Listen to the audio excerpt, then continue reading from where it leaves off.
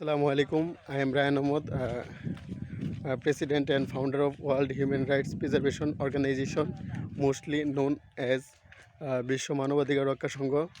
I am working to ensure peace, human rights, justice, education for all people of the world.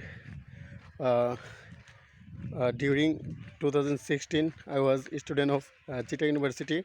I was working to ensure peace, human rights, justice around the world.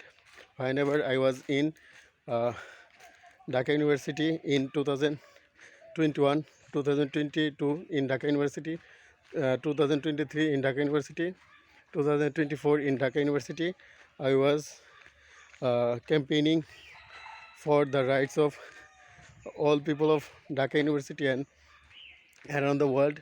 I want to ensure education of Dhaka, Chittagong, Rajshahi, Brahmanbaria, Kishorganj, Norsindi, Gazipur, uh,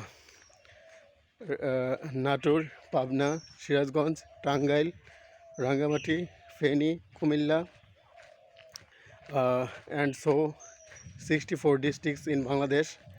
Uh, I want to educate the 195 state and country around the world.